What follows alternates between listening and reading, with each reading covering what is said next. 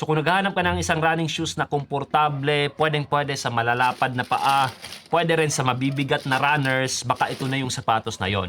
Ang Chowdan DS2 2.0. Ang Chowdan version 1 or DS2 version 1, ito yon. So ito yung side by side nila. Halos magkapareha lang sila, pero syempre may pagbabago na to. Yan yung pag-uusapan natin ngayon. Pero bago yan, pag-usapan muna natin yung build quality ng sapatos na to. So gaya ng version 1, para sa akin ito good enough yung build quality niya. Wala akong maipipintas pagdating sa mga tahe. Wala din akong maipipintas pagdating sa mga dikit. By the way, this is size 11. Yung timbang niya is 325 grams. Nakapareha lang din ng version 1 na size 11. Now, ang upper material ng sapatos na to, gawa sa jacquard, kapansin-pansin yung mga butas-butas niya. Dito sa toe box area, sa gilid, saka sa kabilang gilid. So, breathability-wise, wala tayong magiging problema nito. Tapos, kung mapapansin din natin, yung tongue niya, meron ding mga butas-butas. Tapos, ang toe cap ng sapatos na to, good enough yung structure para hindi mag-collapse. Wide-footed siya or roomy yung kanyang toe box. And then, pagdating sa kanyang sintas, mahaba siya. Pero yun nga lang, wala siyang extra eyelet para sa runner's loop natin. Now, yung kanyang tongue naman is good enough yung kanyang padding. Makapal yung kanyang padding. Ganon din yung kanyang heel collar area. Makapal din yung kanyang padding. Yung heel counter niya naman matigas for stability. Now, ito naman yung insole ng sapatos na to. Nakapansin-pansin na makapal. Around 7mm siguro to. Tapos talagang malambot siya. Ito yung isa sa mga rason kung bakit napaka-komportable ng sapatos na to. Merong nakalagay dito na 24 comfort. Ayan. Pagdating naman dito sa midsole, unfortunately wala akong makita or nabasang stock height niya.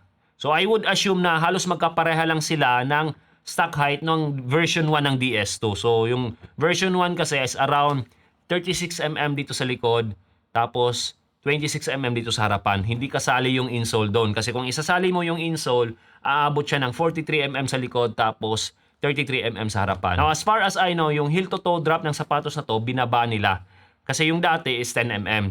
Ito, siguro nasa 8 or 6mm na lang. Na para sa akin, mas natural at babagay sa running mechanics ko. Now, pagdating naman sa material ng midsole nila, hindi rin nila nilagay. Pero as usual, meron silang nakatatak dito sa gilid. Merong nakalagay dito na Q-Cozy Soft. Na I think pareha lang din ng version 1 ng DS2. So napakalambot nitong midsole niya. Tapos flexible din siya. Which is something na hinahanap ko rin sa isang sapatos. Now itong midsole din niya meron ding anti-torsion plate sa gitna na nakakatulong sa stability. Now speaking of stability, mas wider din ang midsole ng sapatos na to saka yung kanyang base. Now pagdating naman sa rubber outsole niya, maganda yung coverage. Tapos makapal. And so far naman sa naging experience ko sa sapatos na to, halata naman siguro na tanakbo ko na siya kasi marumi na siya.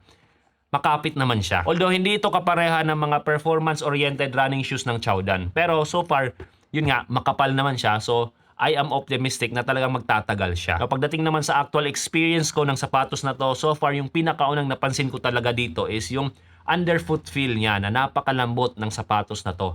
Tapos, pagdating sa upper niya, so far, in terms of lockdown, kahit na walang runner's loop, wala naman ako naging problema, wala akong heel slippage. Tapos yung kanyang midfoot na fit, maganda din para sa semi-wide fit ko. Roomy yung kanyang toe box, hindi rin uminit yung paa ko kahit mainit yung takbo or medyo mainit yung panahon. Tapos yun nga yung sinabi ko, yung insole niya talagang napakalambot.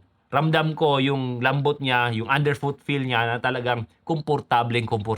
Now, pagdating sa midsole niya, so far, andun yung pagiging bouncy. Although hindi siya comparable sa pagiging bouncy ng ibang Chowdan running shoes ko na performance-oriented. Pero at least meron siyang bounciness or yung springiness or yung tinatawag nating energy return. Now, pagdating naman sa mga strides ko dito, so far, napaka-natural lang, wala or hindi niya binago yung aking running mechanics kasi nga, yun nga, napaka-flexible ng sapatos na to. Tapos, in terms of stability din naman, good enough yung stability niya. Halatang nag-improve yung stability niya kumpara doon sa version 1. Nakatulong syempre doon yung anti-torsion plate niya. Tapos yung wider base nitong sapatos na to. During sa test ko, tinakbo ko siya ng 7-minute pace. So far, good siya. Tapos tinakbo ko rin siya ng 6-minute pace. Good din siya. Tapos tinakbo ko siya ng 5 to 5:30.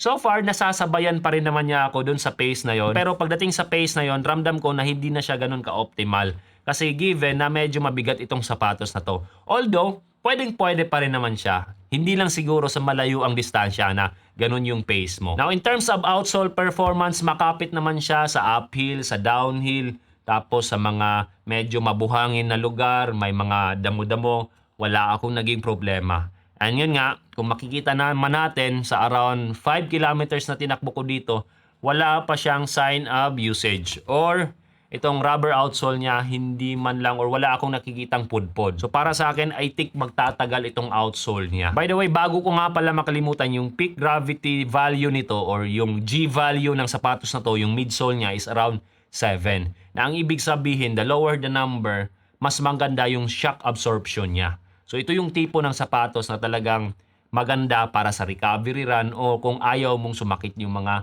paa mo or yung mga tuhod mo. Anyways, kung naghahanap ka ng sapatos na komportable tapos malapad yung paa mo, medyo mabigat ka na tao, tapos gusto mo ng pang daily training, pwede rin sa mga lakad natin or mga lakad-lakad lang, I guess you might want to check itong Chowdan DS2 version 2.